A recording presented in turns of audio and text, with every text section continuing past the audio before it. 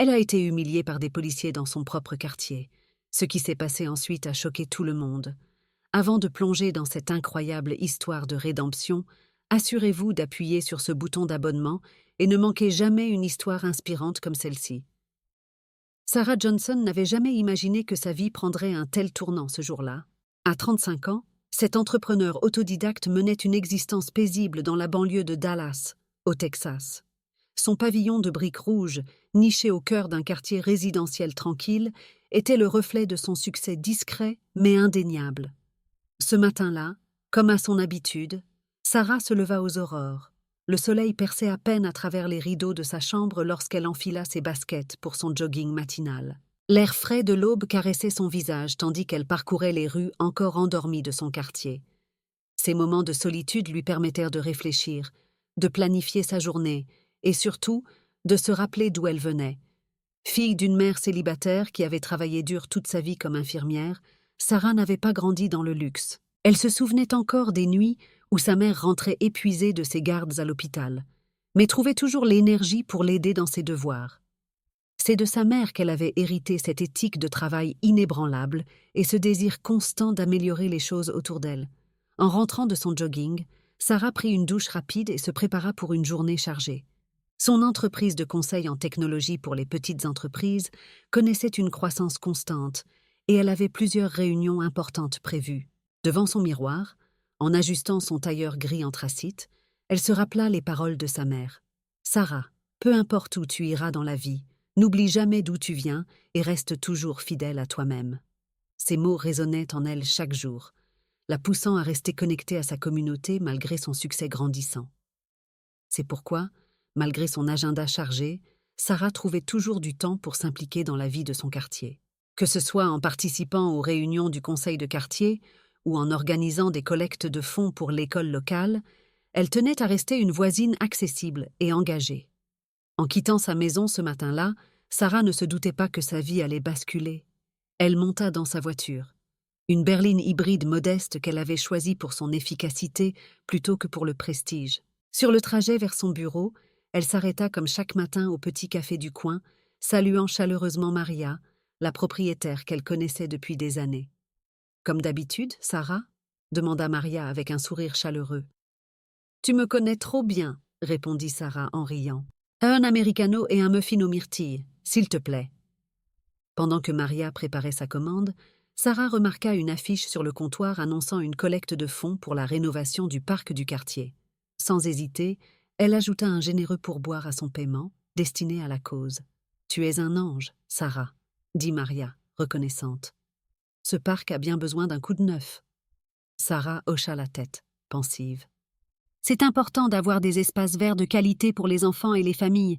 Je vais voir si je peux faire plus pour aider. » En quittant le café, son café d'une main et son muffin de l'autre, Sarah ne pouvait s'empêcher de penser à tous les projets qu'elle pourrait initier pour améliorer la vie dans son quartier. Était dans sa nature de toujours chercher à faire mieux, à avoir un impact positif sur son environnement. La journée de Sarah se déroula comme prévu. Des réunions productives, des appels avec des clients satisfaits, et même un déjeuner rapide avec sa sœur cadette, Émilie, qui travaillait dans un cabinet d'avocats du centre-ville. Elles avaient toujours été proches, se soutenant mutuellement dans leurs carrières respectives. « Tu travailles trop, grande sœur », la taquina Émilie, alors qu'elle partageait une salade dans un restaurant branché près du bureau de Sarah. Sarah sourit, reconnaissant la vérité dans les paroles de sa sœur. « je sais, mais tu me connais, j'ai du mal à lever le pied quand je vois tout ce qu'il y a à faire. » Émilie secoua la tête, mi-amusée, mi-inquiète. « Tu devrais prendre des vacances. Quand était la dernière fois que tu t'es vraiment reposée ?» Sarah réfléchit un moment, réalisant qu'elle ne s'en souvenait même pas. « Tu as peut-être raison. » « Je vais y réfléchir, promis. » Le reste de l'après-midi passa en un éclair, et avant qu'elle ne s'en rende compte, il était déjà 18h30. Sarah rangea ses affaires, satisfaite de sa journée productive. En quittant son bureau, elle décida de faire un détour par le parc dont Maria avait parlé le matin même. Le soleil commençait à décliner, baignant le parc d'une lumière dorée. Sarah observa les enfants qui jouaient sur les vieux équipements, les parents assis sur des bancs usés. Elle pouvait voir le potentiel de cet endroit. Imaginez ce qu'il pourrait devenir avec un peu d'attention et d'investissement. Perdue dans ses pensées, Sarah ne remarqua pas immédiatement les 2 officiers de police qui s'approchèrent d'elle. Ce n'est que lorsqu'ils l'interpellèrent qu'elle sortit de sa rêverie. « Madame Johnson ?» demanda l'un des officiers, un homme d'une 40aine d'années au visage sévère. Sarah se retourna, surprise. « Oui, c'est moi. Il y a un problème ?» L'autre officier, une femme plus jeune, prit la parole. « Nous avons besoin de vous parler concernant une amende impayée. » Sarah fronça les sourcils, confuse. « Une amende ? Il doit y avoir une erreur. Je n'ai reçu aucune. » Mais avant qu'elle ne puisse finir sa phrase, l'officier masculin l'interrompit d'un ton brusque. « Madame, nous avons un mandat concernant une amende non réglée de plusieurs milliers de dollars. Vous devez nous suivre au poste immédiatement. » Le cœur de Sarah commença à battre plus vite. Elle sentait les regards des passants se tourner vers elle, curieux et méfiants. « Écoutez, dit-elle en essayant de garder son calme, il y a forcément une erreur. Je n'ai jamais reçu d'avis d'amende. Pouvons-nous en discuter calmement ?» Mais les officiers semblaient peu enclins à la discussion. L'officier féminin sortit des menottes, faisant un pas vers Sarah. « Madame, si vous refusez de coopérer, nous serons obligés d'utiliser la force. » Sarah sentit la panique monter en elle. Comment une journée si ordinaire avait-elle pu tourner aussi mal? Elle regarda autour d'elle, cherchant de l'aide du regard, mais ne vit que des visages étrangers, certains curieux, d'autres détournant le regard, mal à l'aise. « S'il vous plaît, » plaida-t-elle, sa voix tremblant légèrement. « Je suis sûre qu'il y a un malentendu. Pouvons-nous vérifier cela sans faire de scène ici, en public ?» Mais ces supplications semblaient tomber dans l'oreille d'un sourd. Les officiers échangèrent un regard, puis l'officier masculin saisit le bras de Sarah. « Ça suffit. Vous venez avec nous maintenant. » C'est à ce moment précis que Sarah réalisa que sa vie venait de basculer. Alors qu'on lui passait les menottes, elle vit des voisins qu'elle connaissait depuis des années la regarder avec un mélange de choc et de jugement. La honte et l'incompréhension se mêlaient en elle, créant un tourbillon d'émotions qu'elle peinait à contrôler. Tandis qu'on la conduisait vers la voiture de police, Sarah ne pouvait s'empêcher de penser à sa mère, à tout ce qu'elle lui avait enseigné sur la dignité et l'intégrité. Que penserait-elle de cette situation? Comment Sarah allait-elle expliquer cela à sa sœur, à ses employés, à ses clients? La porte de la voiture de police se referma sur elle, et avec elle, un chapitre de sa vie se terminait brutalement. Sarah ne le savait pas encore, mais ce moment allait être le catalyseur d'un changement profond, non seulement dans sa vie, mais dans celle de toute sa communauté. Alors que la voiture démarrait, emportant Sarah vers un avenir incertain, le soleil finissait de se coucher sur le parc, plongeant le quartier dans l'obscurité. Une obscurité qui, pour Sarah, semblait à cet instant refléter parfaitement le chaos qui venait d'envahir sa vie. Le trajet jusqu'au poste de police fut le plus long de la vie de Sarah. Assise à l'arrière de la voiture de patrouille, les mains menottées sur les genoux, elle observait les rues familières de son quartier défiler à travers la vitre. Chaque visage qu'elle apercevait sur le trottoir lui semblait accusateur, chaque regard un jugement silencieux. Le silence pesant dans la voiture n'était rompu que par le crachotement occasionnel de la radio de police. Sarah tenta plusieurs fois d'engager la conversation avec les officiers, cherchant à comprendre la situation, mais elle ne reçut que des réponses brèves et sèches. « S'il vous plaît, » dit-elle finalement, sa voix à peine plus forte qu'un murmure. « Pouvez-vous au moins me dire de quelle amende il s'agit ?» L'officier au volant, celui qui avait été si brusque dans le parc, lui jeta un regard dans le rétroviseur. « Tout vous sera expliqué au poste, Madame Johnson. En attendant, je vous conseille de garder le silence. » Ces mots glacèrent Sarah. Elle qui avait toujours cru en la justice, en elle équitée du système, se retrouvait soudain de l'autre côté, traitée comme une criminelle sans même savoir pourquoi. Le contraste entre sa journée, qui avait commencé de manière si ordinaire, et cette situation surréaliste dans laquelle elle se trouvait maintenant, lui donnait le vertige. Lorsqu'ils arrivèrent enfin au poste de police, Sarah fut conduite à travers un dédale de couloirs aux murs beige défraîchis. L'odeur de désinfectant et de café froid lui donna la nausée. On la fit asseoir dans une petite salle d'interrogatoire, les néons crus accentuant sa pâleur et les cernes qui commençaient à se former sous ses yeux. Les heures qui suivirent furent un tourbillon de questions, d'attentes interminables et de confusions grandissantes. On l'interrogea sur ses finances, ses déplacements récents, ses relations. Sarah répondait du mieux qu'elle pouvait, mais l'absurdité de la situation la dépassait complètement. Ce n'est que tard dans la nuit qu'on lui expliqua enfin la nature de l'amende en question. Apparemment, elle était accusée de multiples infractions au code de la route, accumulées sur plusieurs mois, totalisant une somme astronomique. Sarah était abasourdie. Elle, qui conduisait toujours prudemment et respectait scrupuleusement les limitations de vitesse, ne pouvait concevoir comment une telle chose était possible. « Il doit y avoir une erreur », répéta-t-elle pour ce qui lui semblait être la 100e fois. « Je n'ai jamais reçu aucun avis d'infraction. Et je peux vous assurer que je n'ai jamais commis ces infractions dont vous m'accusez. » L'officier en charge de l'interrogatoire, un homme d'une 50aine d'années au regard fatigué, soupira. « Écoutez, Madame Johnson, nous avons les preuves ici. Les plaques d'immatriculation correspondent à votre véhicule. Les dates et heures sont enregistrées. Si vous n'avez pas reçu les avis, c'est peut-être un problème postal, mais cela ne change rien au fait que ces infractions ont été commises. » Sarah sentit les larmes lui monter aux yeux, mais elle les retint. Elle ne voulait pas leur donner la satisfaction de la voir craquer. « Je veux un avocat, » dit-elle finalement, sa voix tremblante mais déterminée. L'officier hocha la tête. « C'est votre droit, nous allons vous ramener en cellule pour la nuit. Vous pourrez contacter un avocat demain matin. » La cellule. Ces mots résonnèrent dans l'esprit de Sarah comme un glas. Elle qui n'avait jamais eu le moindre problème avec la loi allait passer la nuit en prison.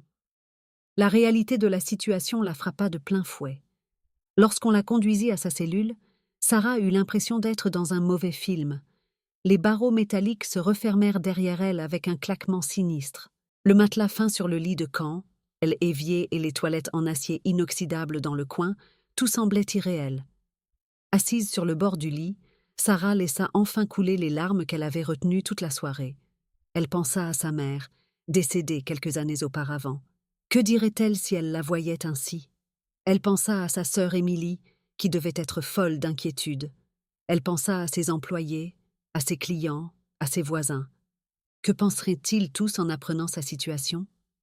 Au fil des heures, alors que le silence de la nuit n'était rompu que par les bruits occasionnels du poste de police, Sarah oscilla entre colère, désespoir et détermination. Elle savait qu'elle était innocente. Mais comment le prouver?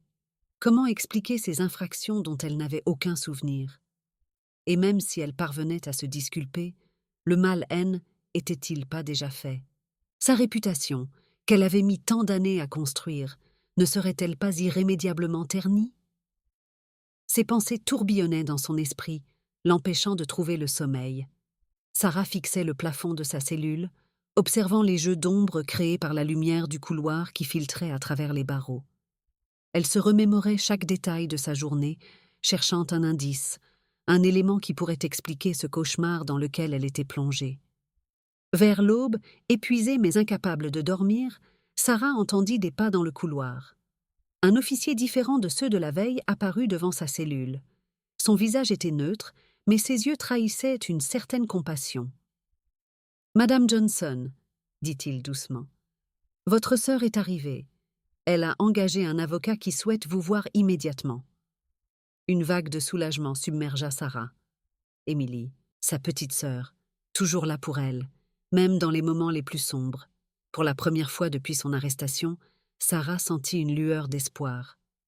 Alors qu'on la conduisait vers la salle de consultation, Sarah se redressa, déterminée à affronter cette épreuve avec toute la force et la dignité dont elle était capable.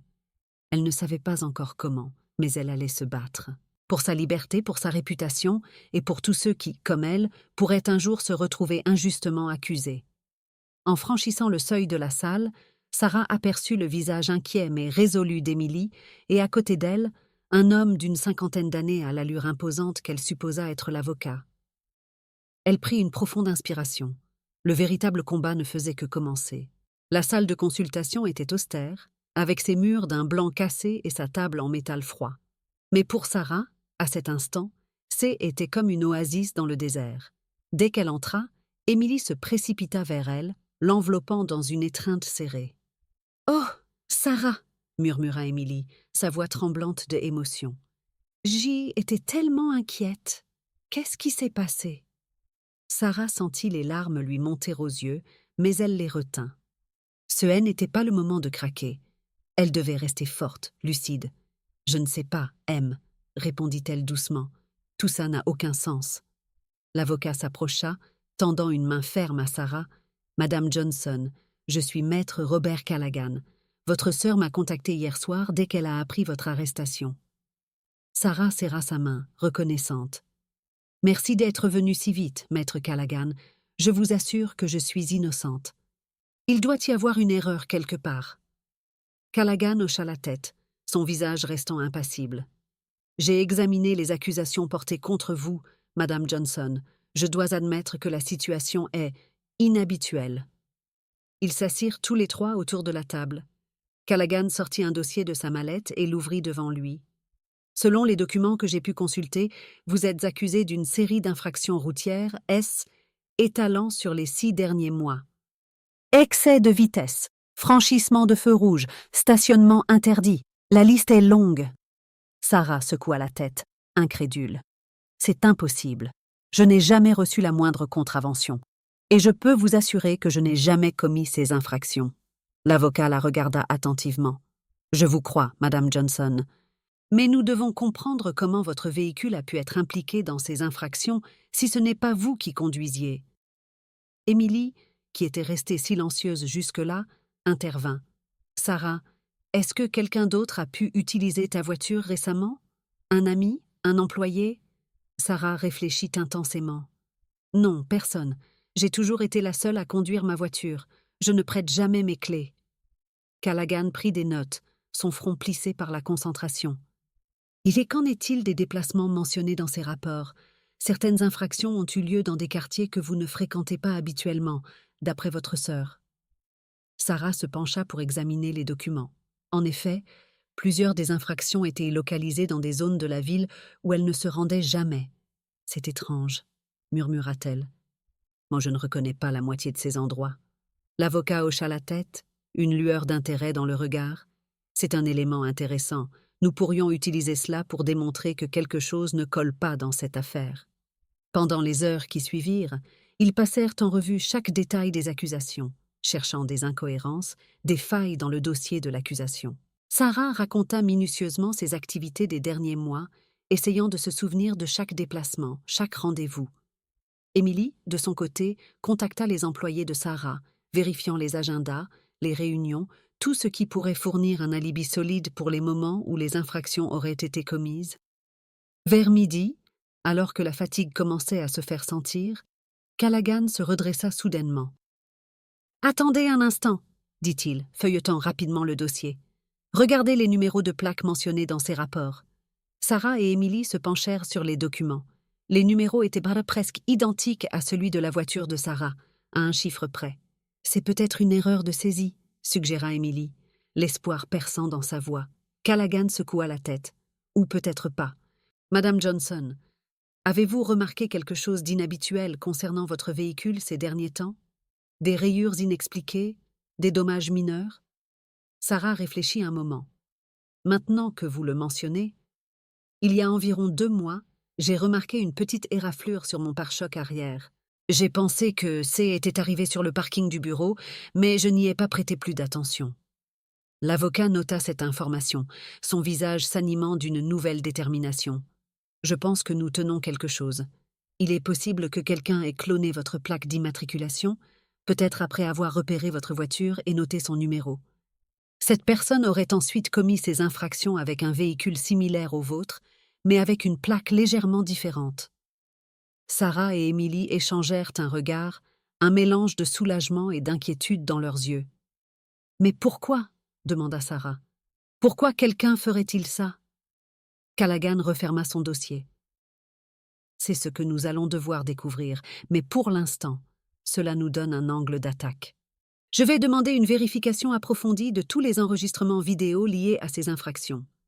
Si notre théorie est correcte, nous devrions pouvoir prouver que ce N n'était pas vous au volant. » Pour la première fois depuis son arrestation, Sarah sentit un véritable espoir renaître en elle. Ce haine n'était pas encore terminé, loin de là, mais au moins, ils avaient une piste. « Que se passe-t-il maintenant » demanda-t-elle, sa voix trahissant son épuisement. Callaghan se leva, rassemblant ses affaires. « Je vais immédiatement déposer une demande de libération sous caution. Avec les éléments que nous avons, je pense pouvoir convaincre le juge. Ensuite, nous allons mener notre propre enquête parallèlement à celle de la police. » Émilie serra la main de sa sœur. « Ne t'inquiète pas, Sarah. Nous allons traverser ça ensemble. Je vais prévenir tes employés que tu seras absente quelques jours pour raisons personnelles. » Sarah hocha la tête, reconnaissante. Alors que Callaghan quittait la pièce pour entamer les démarches, les deux sœurs restèrent un moment en silence, chacune perdue dans ses pensées. L'épreuve était loin d'être terminée, mais au moins, Sarah Anne n'était plus seule face à l'adversité. Avec sa sœur à ses côtés et un avocat déterminé pour la défendre, elle sentait qu'elle avait une chance de prouver son innocence. Mais une question continuait de la hanter. Qui avait pu orchestrer un tel complot contre elle? Et surtout, pourquoi? Alors qu'elle retournait dans sa cellule pour attendre la décision concernant sa libération sous caution, Sarah se promit de découvrir la vérité, quoi qu'il lui en coûte. Le soleil se couchait sur Dallas lorsque Sarah franchit enfin les portes du poste de police, libre mais ébranlée. La caution avait été accordée grâce aux arguments convaincants de maître Callaghan et à la réputation jusqu'alors irréprochable de Sarah. L'air frais du soir sur son visage lui sembla être la chose la plus douce qu'elle ait jamais ressentie. Émilie l'attendait dans sa voiture, garée juste devant le bâtiment. Les deux sœurs s'enlacèrent longuement avant de monter dans le véhicule. Le trajet jusqu'à la maison de Sarah se fit dans un silence pesant, chacune essayant de digérer les événements des dernières 24 heures. Arrivée devant la maison de Sarah, Émilie coupa le moteur mais ne fit pas mine de descendre.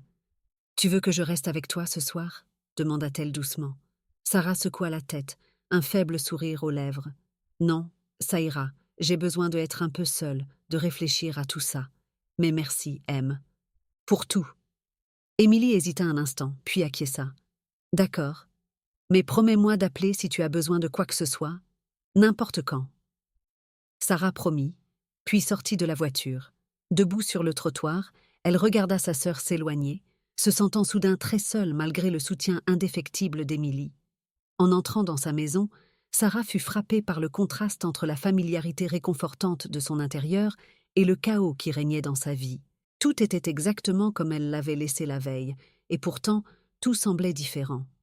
Elle se dirigea machinalement vers la cuisine, ouvrit le réfrigérateur, mais le referma aussitôt, l'appétit coupé. À la place, elle se servit un grand verre d'eau qu'elle but d'un trait, réalisant seulement à cet instant à quel point elle était déshydratée. Sarah s'assit lourdement sur le canapé du salon, son regard balayant la pièce. Ses yeux s'arrêtèrent sur une photo encadrée sur la table basse, elle et sa mère, souriantes, lors de la remise des diplômes de Sarah. Le cœur serré, elle prit le cadre entre ses mains. « Oh, maman !» murmura-t-elle, caressant le visage souriant sur la photo. « Qu'est-ce que tu dirais si tu me voyais maintenant ?» Pendant un long moment, Sarah resta ainsi, perdue dans ses souvenirs et ses réflexions. Le tic-tac de l'horloge murale semblait résonner dans le silence de la maison, marquant implacablement le passage du temps. Finalement, secouant la tête comme pour chasser ses sombres pensées, Sarah se leva. Elle avait besoin d'un plan, d'une stratégie pour affronter les jours à venir. Son instinct d'entrepreneur reprenait le dessus, l'aidant à structurer le chaos de sa situation. Elle se dirigea vers son bureau, alluma son ordinateur et commença à dresser une liste de toutes les personnes qu'elle devait contacter.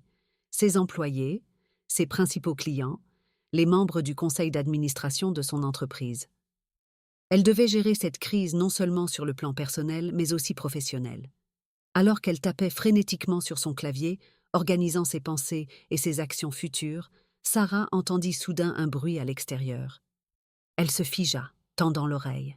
Le bruit se répéta, des pas sur le gravier de son allée. Le cœur battant, Sarah se leva lentement et s'approcha de la fenêtre. Dans la pénombre du soir, elle distingua une silhouette qui éloignait rapidement de sa maison. L'inconnu monta dans une voiture garée un peu plus loin et démarra en trombe. Tremblante, Sarah alluma toutes les lumières de la maison et verrouilla soigneusement portes et fenêtres. Elle hésita un instant, puis appela Émilie. « M, je sais que j'ai dit que ça irait, mais Tu peux venir finalement ?» Moins d'une demi-heure plus tard, Émilie était de retour, armée de sacs de nourriture à emporter et d'un air déterminé.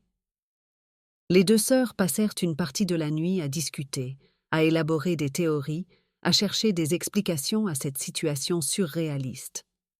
Vers minuit, épuisée mais l'esprit un peu plus clair, Sarah se prépara enfin à aller dormir. Alors qu'elle se glissait sous ses couvertures, son téléphone vibra sur la table de nuit. Un message d'un numéro inconnu s'afficha. « Vous ne devriez pas fouiner, Madame Johnson. Certaines vérités sont mieux laissées dans l'ombre. » Sarah fixa l'écran, le sang glacé dans ses veines. Ce qui n'était qu'une erreur judiciaire incompréhensible prenait soudain des allures de conspiration. Qui était derrière tout ça?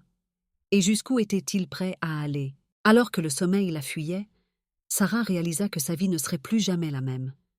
Elle était désormais engagée dans une bataille non seulement pour son innocence, mais peut-être aussi pour sa sécurité et celle de ses proches. Épilogue. Un nouveau chapitre. 6 mois étaient écoulés depuis cette nuit fatidique où la vie de Sarah avait basculé. Le soleil se levait sur Dallas, baignant la ville d'une lumière dorée pleine de promesses. Sarah se tenait devant la fenêtre de son bureau, une tasse de café fumant entre les mains, contemplant le paysage urbain qui éveillait. L'enquête avait finalement révélé la vérité. Sarah avait été la victime d'un complot élaboré par un ancien employé rancunier qui avait utilisé ses connaissances en technologie pour cloner sa plaque d'immatriculation et orchestrer cette série d'infractions. L'homme avait été arrêté et Sarah avait été entièrement disculpée. Mais cette épreuve avait profondément changé Sarah. Elle avait vu de près les failles du système judiciaire, l'impact dévastateur que de simples accusations pouvaient avoir sur une vie. Sa réputation, bien que restaurée, portait toujours les cicatrices de cette affaire. Plutôt que de laisser cette expérience la briser, Sarah avait décidé d'en faire une force. Elle avait réorienté une partie des activités de son entreprise vers le développement de technologies visant à prévenir la fraude à l'identité. Parallèlement, elle s'était engagée dans diverses associations d'aide aux victimes d'erreurs judiciaires, mettant son expérience et ses ressources au service de ceux qui, comme elle, s'étaient retrouvés injustement accusés. Sa relation avec Émilie s'était renforcée à travers cette épreuve. Les deux sœurs étaient plus proches que jamais, unies par les moments difficiles qu'elles avaient retraversés ensemble. Sarah posa sa tasse et se dirigea vers son bureau. Sur un mur, une nouvelle photo trônait à côté de celle d'elle et sa mère. Une image d'elle-même, entourée d'un groupe de personnes souriantes, prise lors de l'inauguration d'un centre d'aide juridique qu'elle avait contribué à fonder. Alors qu'elle s'asseyait pour commencer sa journée de travail, Sarah réalisa que, malgré tout, elle ne regrettait rien. Cette expérience, aussi douloureuse fut-elle, lui avait ouvert les yeux sur une réalité qu'elle ignorait auparavant. Elle lui avait donné un nouveau but, une nouvelle mission. Son téléphone sonna, la ramenant au présent. Était Maître Callaghan. « Bonjour Sarah », dit-il chaleureusement. « Prête pour la conférence de presse de ce matin ? Nous allons annoncer le lancement de la fondation. » Sarah sourit, sentant une vague d'excitation et de détermination monter en elle. « Plus que prête, Robert. Il est temps de transformer cette épreuve en quelque chose de positif pour tous ceux qui se retrouvent injustement accusés. » En raccrochant, Sarah jeta un dernier regard par la fenêtre. Le soleil brillait maintenant pleinement, symbolisant pour elle un nouveau départ, une nouvelle mission. Elle avait traversé l'obscurité et en était ressortie plus forte, plus déterminée. Sa vie avait pris un tournant inattendu, mais Sarah Johnson était désormais prête à écrire un nouveau chapitre, non seulement de sa propre histoire, mais aussi de celle de tous ceux qu'elle pourrait aider grâce à son expérience. Alors qu'elle quittait son bureau pour se rendre à la conférence de presse, Sarah savait une chose avec certitude. Parfois, les plus grandes épreuves de la vie peuvent devenir nos plus grandes opportunités de croissance et de changement positif. Et elle était déterminée à saisir cette opportunité à bras-le-corps, pour elle-même et pour tous ceux qui auraient besoin de son aide à l'avenir.